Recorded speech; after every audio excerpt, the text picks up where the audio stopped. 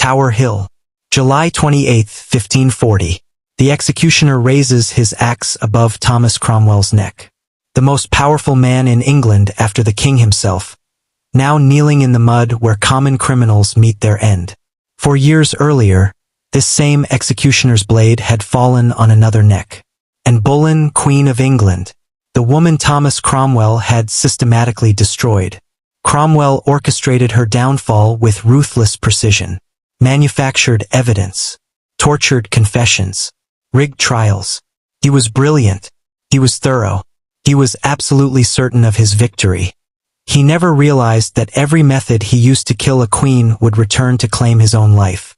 Every lie he told, every law he bent, every precedent he set, all of it would become the blueprint for his own execution. This is the story of how Thomas Cromwell's greatest triumph became his death sentence. How destroying Anne Boleyn was actually an act of suicide that took 4 years to complete. Welcome to Throne of Lies. Putney, 1485. Thomas Cromwell enters the world as the son of Walter Cromwell, a blacksmith whose fists were as heavy as his hammer. Walter's tavern brawls and violent temper made him notorious throughout the village. His son learned early that survival meant cunning, not strength. By his teens, Thomas had inherited his father's ruthlessness but channeled it differently. One evening, after yet another beating, the young Cromwell fought back. Witnesses claimed he nearly killed Walter with his own hammer. That same night, Thomas Cromwell fled England forever. Or so everyone thought. He spent the next 15 years becoming a ghost. Italy taught him the language of power. Florence showed him how the Medici family bought loyalty with gold and fear. Venice revealed how information could be more valuable than armies. By the time he returned to England in 1512, Thomas Cromwell had transformed from a blacksmith's son into something far more dangerous. A man who understood exactly how power worked. Back in London, Cromwell established himself as a lawyer and moneylender. But he never forgot the most important lesson from Italy. The person closest to power controls power. When Cardinal Wolsey, Henry VIII chief minister, needed someone to handle his darker business, Cromwell volunteered. He became Wolsey's enforcer, his problem solver, his shadow. For 15 years, Cromwell watched Wolsey wield absolute authority over England. He studied every decision, every manipulation, every victory. When Wolsey finally fell from grace in 1529, most associates fled or were destroyed. Thomas Cromwell did neither. He waited. November 1529. Cardinal Wolsey was finished, stripped of his titles and banished from court. His followers scattered like rats from a sinking ship.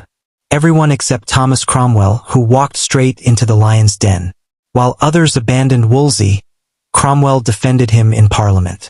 This wasn't loyalty. This was a calculation. Henry VIII was watching to see who could be trusted, who had backbone, who might be useful. Cromwell passed the test. Within months, he had gained access to the king. His pitch was simple and irresistible. Your Majesty, I can make you the richest king in Europe. Henry's royal treasury was nearly empty. Wars with France had drained the crown. But Cromwell had a solution that would make Wolsey's wealth-gathering look primitive. The monasteries of England held 1/3 of all land in the kingdom. Thousands of abbeys, priories, and convents sat on fortunes beyond imagination. All of it, Cromwell argued, rightfully belonged to the crown. The dissolution of the monasteries wasn't just theft on a national scale. It was genius. Cromwell convinced Henry that by seizing church property, he was serving God by eliminating corruption. The king would become head of his own church, independent from Rome, infinitely wealthy, and absolutely powerful. Henry was captivated. By 1532, Cromwell held multiple positions: Master of the King's Jewels, Chancellor of the Exchequer, and Master of the Rolls. Each office granted him access to different levers of power. He was building an empire within the kingdom, and Henry never saw it coming. But Cromwell understood something crucial. Henry's obsession wasn't wealth. It was a legacy, and legacy required a male heir. By 1535, Anne Boleyn had been Queen of England for 2 years. She had delivered Henry one child, Elizabeth, a daughter. The king's disappointment was absolute. England needed a male heir to secure the Tudor dynasty, and knew it. Cromwell knew it. The entire kingdom knew it, and had suffered at least 2 miscarriages since Elizabeth's birth. Each failed pregnancy pushed Henry closer to rage. The king, who had defied the Pope and split from Rome to marry Anne Boleyn, was beginning to question his choice. Court whispers grew louder. Anne's sharp tongue and political meddling had earned her enemies throughout the nobility. She interfered in policy, challenged Henry's decisions, and refused to accept the submissive role expected of a Tudor queen. Her behavior would have been tolerated if she had produced sons. Without them, she was becoming a liability. Cromwell watched this deterioration with cold assessment, and had served her purpose in breaking England's ties with Rome. The Reformation was complete, the monasteries were being dissolved, and royal power had never been greater. And Boleyn was no longer useful. Worse, she was becoming dangerous. The Queen had begun opposing Cromwell's policies, questioning his influence over Henry, and building her own faction at court. She understood that Cromwell's power depended on the king's favor, and she was actively working to undermine that relationship. In her mind, she was fighting for survival. In Cromwell's mind, she was signing her own death warrant.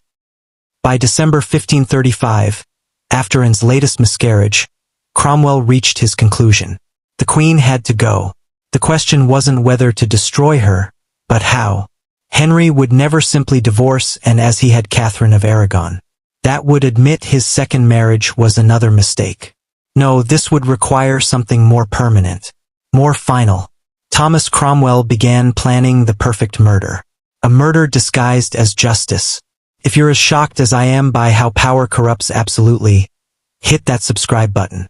We're trying to reach our first 1,000 subscribers, and every single one of you matters. Help us expose these brutal truths that history tried to bury. January 29, 1536. Greenwich Palace. Anne Boleyn collapsed in her chambers, blood pooling beneath her gown. Her 4th pregnancy had ended like the others, in agony and failure. But this miscarriage was different. The fetus was male. Henry's son died at 4 months. The king's reaction was ice-cold fury. He visited Anne once during her recovery, spoke barely a dozen words, then left. The message was clear. Anne Boleyn had failed her final test. She would not be given another chance. Thomas Cromwell received word of the miscarriage within hours. While the Queen lay bleeding, he was already activating his network of informants. Every conversation Anne had ever had, every friendship she had maintained, every casual interaction with male courtiers, all of it became raw material for investigation. Cromwell's method was methodical. He began with the weakest targets first. Mark Smeaton, a court musician of humble birth, was the perfect starting point. Smeaton had performed regularly for the Queen, had access to her private chambers, and most importantly, had no powerful family to protect him. On April 30th, Cromwell's men arrested Smeaton at his lodgings. They transported him to Cromwell's house in Stepney, far from the prying eyes of court. What happened next was torture disguised as interrogation. Cromwell never dirted his own hands, but his agents were expert in applying pressure where it would do the most damage. After 12 hours of questioning, Mark Smeaton confessed to adultery with Queen Anne.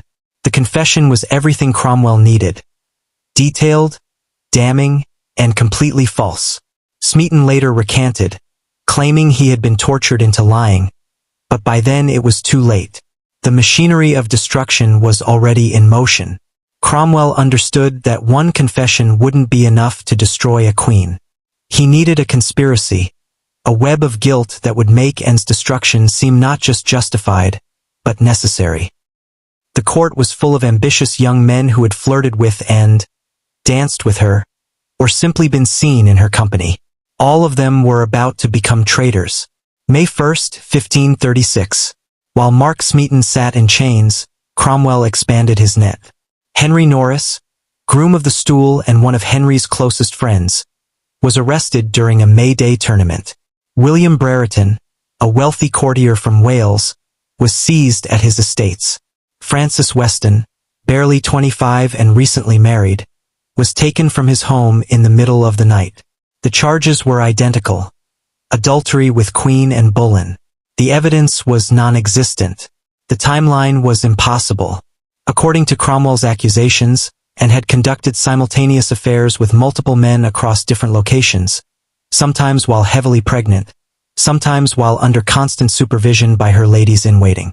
No one questioned the logical impossibilities. This wasn't about logic.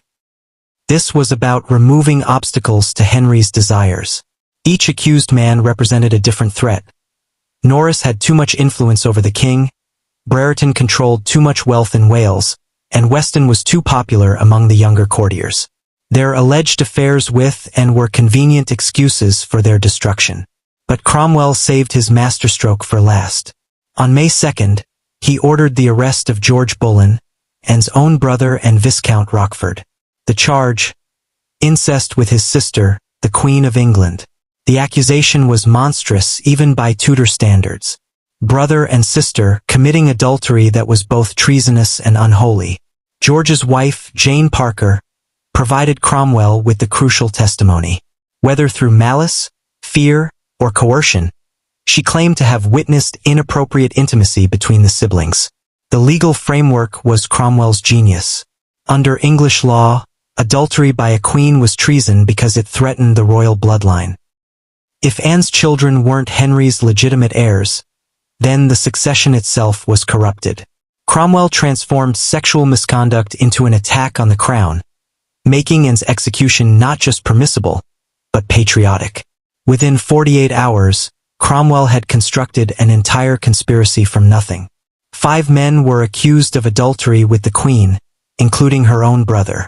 The punishment for all of them was death, and Boleyn would follow them to the scaffold. May 2nd, 1536. Greenwich Palace. Anne Boleyn was dining when Cromwell's men arrived. She rose from her chair with dignity, kissed her infant daughter Elizabeth goodbye, and walked to the barge that would carry her to the Tower of London. She never saw her child again. The trial was scheduled for May 15th in the Tower's Great Hall. Cromwell personally selected every member of the jury, 26 peers of the realm, all of whom owed their positions to Henry VIII's favor. The verdict was predetermined, but the proceedings had to appear legitimate. Justice required the performance of justice. Anne entered the hall wearing black velvet, her head held high despite 3 weeks of imprisonment. She faced her accusers with the bearing of a queen, even as they sought to strip that title from her forever. The charges were read aloud: adultery, incest, and conspiracy to murder the king. Cromwell had crafted the case with a lawyer's precision. Witness after witness testified to Anne's alleged crimes, each providing details that sounded damning but proved nothing. Court gossip became criminal evidence. Innocent conversations were reinterpreted as secret assignations. Anne's quick wit and sharp tongue, once considered charming, were now presented as proof of her depraved nature. The prosecution's case relied on suggestion rather than proof. They spoke of meaningful glances, private meetings, and suspicious timing. They produced no physical evidence, no letters, no witnesses to actual adultery. But in a rigged courtroom, the absence of evidence became evidence of conspiracy. Anne's alleged lovers had been so clever in their deception that they left no trace, which only proved how guilty they truly were. Anne's defense was magnificent and hopeless. She systematically destroyed every accusation, pointing out the logical impossibilities in the timeline, the lack of credible witnesses, and the obvious motives of her accusers. She challenged the court to produce a single piece of genuine evidence against her. They could not, and they didn't need to. Her uncle, the Duke of Norfolk, presided over the trial that would condemn his own niece to death. When the verdict was announced guilty on all charges, Anne faced her judges without flinching. "I am clear from the company of man," she declared. Her words echoed in the silent hall, a final testament to her innocence. The sentence was death by burning or beheading, at the king's pleasure. Henry, in a final gesture of twisted mercy, chose the sword, and would be executed in the French manner, by a skilled swordsman imported from Calais. It was fitting. She would die as she had lived, caught between England and France, a victim of international politics and domestic ambition. Thomas Cromwell had achieved the impossible. He had destroyed a Queen of England without a shred of genuine evidence, using nothing but gossip, torture, and legal manipulation. The execution was set for May 19th. His victory seemed complete. He had no idea that he had just written his own death sentence. May 19th, 1536. Tower Green.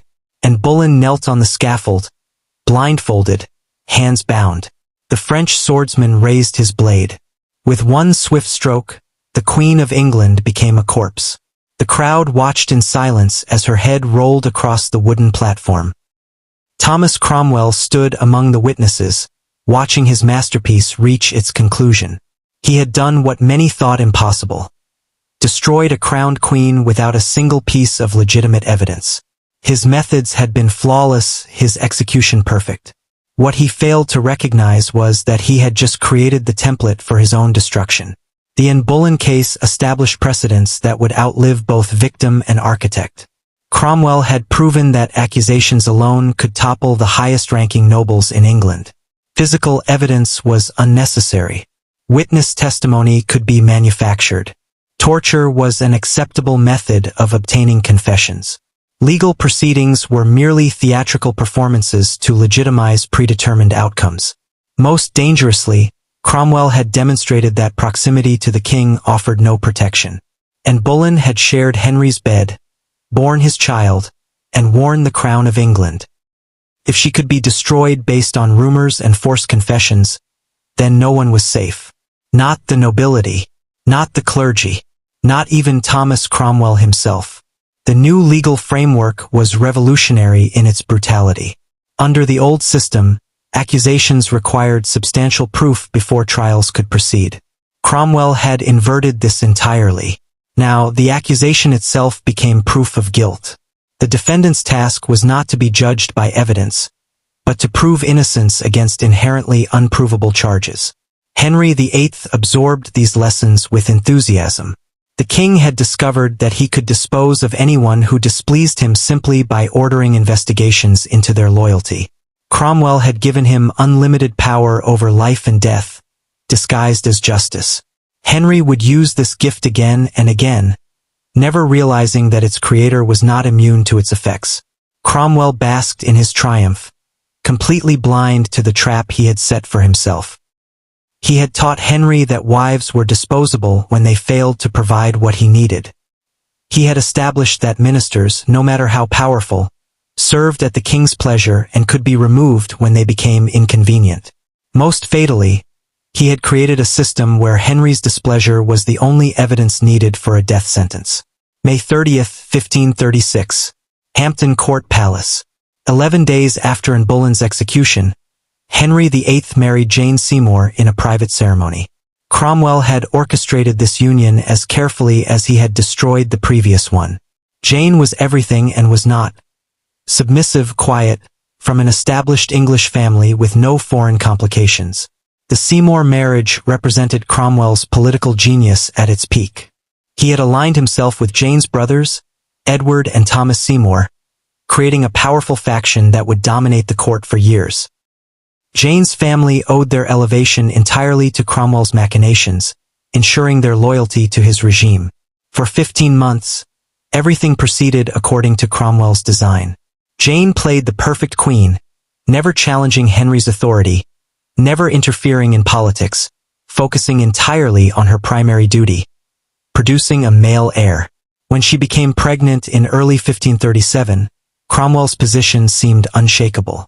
October 12, 1537. Hampton Court Palace. After 30 hours of agonizing labor, Jane Seymour delivered the son Henry had desperately sought for nearly 3 decades. Prince Edward, future King of England, secured the Tudor succession and validated every decision Cromwell had made. The Anne Boleyn execution was now justified by results. Without destroying Anne, Edward would never have existed. Henry was ecstatic. He finally had his heir, his dynasty was secure, and his conscience was clear. Cromwell received the credit for engineering this triumph. He was elevated to Earl of Essex, granted vast estates, and given unprecedented authority over domestic and foreign policy. He was the most powerful subject in England, possibly in Europe. But triumph carried the seeds of disaster. Jane Seymour died 12 days after giving birth, succumbing to puerperal fever that claimed so many Tudor mothers. Henry was devastated by the loss of his wife, who had finally given him what he needed. For 2 years, he remained unmarried, mourning Jane while Cromwell managed the kingdom in his name. The king's grief created an opportunity that Cromwell couldn't resist. With Henry withdrawn and Edward still an infant, England needed allies against the growing power of Catholic Europe. A strategic marriage could secure Protestant alliances, bring military support, and demonstrate England's continued strength. Cromwell began searching for Henry's fourth wife, confident that he could repeat his earlier success.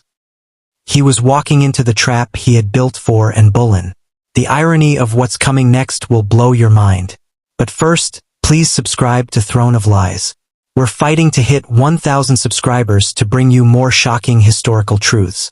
Your subscription literally keeps these untold stories alive. 1539. England stood isolated in Catholic Europe. The Holy Roman Emperor and the King of France had signed a treaty, potentially targeting Protestant England for invasion. Cromwell urgently needed allies, and his solution was another strategic marriage. He identified Anne of Cleves, sister of the Duke of Cleves, as the perfect candidate to secure a German Protestant alliance. Cromwell had learned nothing from Anne Boleyn's destruction. Once again, he was arranging a royal marriage based on political necessity rather than Henry's personal desires. Once again, he was confident that his diplomatic brilliance would overcome any complications. Once again, he was about to discover that Henry VIII's personal whims trumped all political calculations. The negotiation process was complex and delicate. Hans Holbein, the court painter, was dispatched to Cleves to create a portrait of the prospective bride. Cromwell carefully managed every aspect of the courtship, ensuring that Anne of Cleves appeared as attractive and suitable as possible. The portrait showed a dignified, pleasant-looking woman who seemed appropriate for the English throne. What Cromwell failed to account for was Henry's vanity and romantic expectations. The king who had defied Rome for love, who had executed a queen for failing to please him, who had mourned deeply for Jane Seymour, this king expected to be attracted to his wives. Political marriages were acceptable only if they came with personal satisfaction. Cromwell had forgotten this crucial lesson. January 1st, 1540. Rochester. Henry VIII rode out to meet his bride-to-be as she traveled toward London. Contemporary accounts describe his shock and disgust upon first seeing Anne of Cleves in person. Whether she was genuinely unattractive or simply different from Holbein's flattering portrait, Henry's reaction was immediate and catastrophic. He called her the Flanders mare and declared the marriage impossible. But Cromwell had committed England to this alliance. Treaties were signed, diplomatic promises made, and Anne was already on English soil. Backing out would humiliate England internationally and leave the kingdom vulnerable to Catholic attack. Cromwell pressed forward with the marriage, convinced he could manage Henry's displeasure as he had managed everything else. January 6, 1540. Greenwich Palace. Henry VIII married Anne of Cleves in a ceremony so miserable that witnesses described the king as looking like a man walking to his own execution. The marriage was never consummated. Henry spent his wedding night in separate chambers, already plotting to escape the union that Cromwell had forced upon him. For Thomas Cromwell, the Anne of Cleves marriage was more than a diplomatic failure. It was the moment Henry VIII realized that his chief minister had become more of a hindrance than a help. The king, who had trusted Cromwell to manage his personal and political life, now saw him as the architect of a humiliating marriage that trapped him with a woman he despised. Cromwell had repeated his pattern from Anne Boleyn but in reverse. Instead of destroying a queen who had become inconvenient, he had created a queen who was inconvenient from the beginning. Both situations required the same solution. Someone had to take the blame for Henry's unhappiness. In 1536, Anne Boleyn had filled that role. In 1540, Thomas Cromwell would discover it was his turn. Thomas Howard, Duke of Norfolk, had watched his niece and Boleyn die on Thomas Cromwell's orders. For 4 years, he had bided his time, waiting for the perfect moment to destroy the blacksmith's son who had orchestrated his family's humiliation. The Anne of Cleves disaster provided exactly the opportunity he needed. Norfolk was everything Cromwell was not: an ancient nobility, a Catholic sympathizer, and a master of court intrigue. While Cromwell relied on Henry's favor and administrative competence, Norfolk understood the deeper currents of Tudor politics. He knew that Henry's affections were as changeable as English weather, and that the king's current displeasure could become tomorrow's death sentence. The conservative faction at court began to coalesce around Norfolk's leadership. Stephen Gardiner, Bishop of Winchester, joined the conspiracy. These men had watched Cromwell's Protestant reforms with growing alarm, seeing their traditional privileges eroded by his administrative efficiency. The Anne of Cleves marriage gave them the perfect weapon. They could destroy Cromwell while claiming to serve the king's interests. Norfolk's strategy was elegant in its simplicity. Instead of attacking Cromwell directly, he would provide Henry with an alternative to his current unhappiness. The king was trapped in a loveless marriage, increasingly isolated from Catholic Europe, and growing tired of his chief minister's mistakes. Norfolk would solve all these problems simultaneously. The Duke began introducing his teenage niece, Catherine Howard, to court circles. Catherine was everything Anne of Cleves was not: young, vivacious, English-born, and undeniably attractive. More importantly, she was Norfolk's weapon against the man who had destroyed Anne Boleyn. History was about to repeat itself, but this time Thomas Cromwell would play the victim's role. Norfolk studied Cromwell's own methods with careful attention. The blacksmith's son had destroyed Anne Boleyn by manufacturing evidence and manipulating Henry's desires. Norfolk would destroy Cromwell by using identical techniques. The precedents Cromwell had established would become the instruments of his own destruction. Catherine Howard was 19 years old when she caught Henry VIII's attention in early 1540.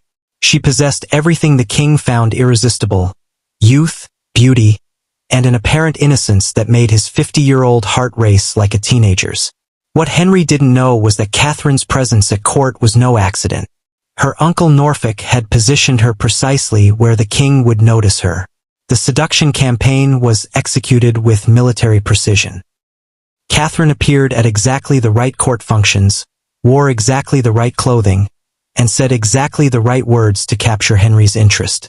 Within weeks, the king, who had been miserable in his marriage to Anne of Cleves, was desperately infatuated with his new obsession. Henry's courtship of Catherine Howard followed the same pattern as his previous relationships, but compressed into a much shorter time frame. He showered her with gifts, wrote her love letters, and began spending hours in her company. Court observers noted that the king seemed transformed, displaying energy and enthusiasm that had been absent since Jane Seymour's death. Thomas Cromwell watched this development with growing alarm. He recognized the danger immediately. Henry was falling in love again, which meant another royal marriage was inevitable. But Catherine Howard represented everything Cromwell opposed. She was a conservative Catholic, surrounded by enemies of religious reform, and completely under Norfolk's influence. Cromwell attempted to warn Henry about the political implications of marrying Catherine Howard. He pointed out her family's Catholic sympathies, their opposition to Protestant reforms, and their historical unreliability. But Henry was past listening to political calculations. He wanted Catherine Howard, and he was prepared to remove anyone who stood in his way. The king's infatuation created an impossible situation for his chief minister. Supporting the marriage would empower Cromwell's enemies and potentially undo years of religious reform. Opposing it would put him in direct conflict with Henry's desires. Cromwell chose opposition, never realizing that this decision would activate the same mechanisms he had used to destroy Anne Boleyn. June 10, 1540. The Privy Council chamber at Westminster Palace. Thomas Cromwell entered the meeting room expecting routine business. Instead, he found Norfolk and his allies waiting with expressions of barely concealed triumph. The trap was finally sprung. Henry's voice cut through the chamber like a blade. "Thomas Cromwell, Earl of Essex, you are under arrest for high treason." The words were identical to those Cromwell had used against Anne Boleyn 4 years earlier. The same charge, the same procedure, the same predetermined outcome. The accusations came in a torrent. Cromwell had exceeded his authority, betrayed the king's trust, and endangered the realm through his foreign policy. He was charged with being a detestable heretic and supporting Protestant extremism against the king's wishes. Most damaging of all, he was accused of forcing Henry into the humiliating marriage with Anne of Cleves. Norfolk presented the evidence with the same theatrical flair Cromwell had once employed. Witnesses testified to Cromwell's alleged treason, each providing carefully crafted testimony that sounded damning while proving nothing concrete. Letters were produced showing Cromwell's correspondence with Protestant reformers, reinterpreted as evidence of a conspiracy against the crown. The charges were as fabricated as those against Anne Boleyn, but they served the same purpose, providing legal justification for a political execution. Henry needed someone to blame for his unhappiness, and Cromwell had made himself the perfect scapegoat by opposing the Catherine Howard marriage. Cromwell's protests were identical to Anne Boleyn's. He demanded to see the evidence, challenged the credibility of witnesses, and appealed to his years of faithful service. Like Anne, he discovered that innocence was irrelevant in a system designed to eliminate inconvenient people. The trial was a performance, not a judicial proceeding. The Earl of Essex was stripped of his titles, his property confiscated, and his supporters scattered. Within hours, Thomas Cromwell had fallen from the heights of power to the depths of the Tower of London. The same cell that had once held Anne Boleyn now imprisoned the man who had put her there. Norfolk's victory was complete. He had used Cromwell's own methods against their creator, proving that the machinery of Tudor justice could destroy anyone, regardless of their previous power or success. The blacksmith's son who had toppled a queen was about to discover how it felt to face the scaffold himself. July 1540, the Tower of London. Thomas Cromwell sat in his cell, writing desperate letters to the king who had once trusted him with absolute power. Each letter was a masterpiece of pleading, offering Henry everything he had once valued: unwavering loyalty, administrative expertise, and complete submission to royal will. "Most gracious sovereign," Cromwell wrote, "I cry for mercy, mercy, mercy." The words were pathetic coming from the man who had once controlled England's government. He promised to serve Henry faithfully if spared, offered to surrender all his wealth and titles, and begged for the chance to prove his innocence against the charges. Henry never replied. The king was too busy courting Catherine Howard to spare thoughts for his former chief minister. On July 28, 1540, exactly 4 years and 9 weeks after Anne Boleyn's execution, Thomas Cromwell was informed that he would die that same day. The walk to Tower Hill was the longest of Cromwell's life. The same path Anne Boleyn had taken, past the same walls that had witnessed her final hours, to the same scaffold where she had lost her head. The crowd that gathered was smaller than Anne's. Cromwell had fewer friends and more enemies than the fallen queen. The executioner who raised the axe was the same man who had killed Anne Boleyn. The blade that fell was the same instrument that had ended her life. Thomas Cromwell, Earl of Essex, Chief Minister of England, architect of the English Reformation, died as he had lived, through the power of the system he had perfected. His final words were a confession of loyalty to Henry VIII, the king who had ordered his death. Even facing execution, Cromwell could not break free from the relationship that had defined his life and ensured his destruction. He died as Anne Boleyn had died, proclaiming innocence while accepting the verdict of a system that had never intended to find him innocent. Thomas Cromwell's execution completed a circle that began with Anne Boleyn's destruction 4 years earlier. Every method he had used against the Queen manufactured evidence, tortured confessions, rigged trials, predetermined verdicts, had been turned against him with devastating effectiveness. He had created the perfect system for judicial murder, never realizing that he was forging the weapon of his own destruction. The precedents established in Anne Boleyn's case proved that no one was safe from Henry VIII's displeasure. If a crowned queen could be executed on trumped-up charges, then certainly an earl could meet the same fate. Cromwell had taught Henry that loyalty was temporary, service was disposable, and power belonged entirely to whoever wore the crown. But the deeper truth was more chilling. Cromwell's fall was inevitable from the moment he succeeded in destroying Anne Boleyn. By proving that Henry could dispose of anyone who displeased him, Cromwell had made himself expendable. The king who had learned to execute wives would find it easy to execute ministers when they outlived their usefulness. The Anne of Cleves marriage was merely the trigger, not the cause of Cromwell's downfall. Any major mistake would have activated the system he had built. Henry had acquired a taste for solving problems through executions, and Thomas Cromwell had become a problem that required solving. In the end, Thomas Cromwell died because he had succeeded too completely in his destruction of Anne Boleyn.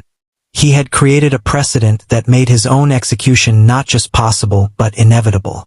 The blacksmith's son who had risen to rule England discovered that absolute power truly does corrupt absolutely, including those who serve it most faithfully. Thomas Cromwell learned too late that when you create a system of destruction, you become its next victim. If the story of ultimate poetic justice shocked you as much as it did me, please subscribe to Throne of Lies and help us reach our first 1,000 subscribers. Every subscription helps us dig deeper into these brutal truths that powerful people tried to erase from history. What other royal lies should we expose next? Let me know in the comments below.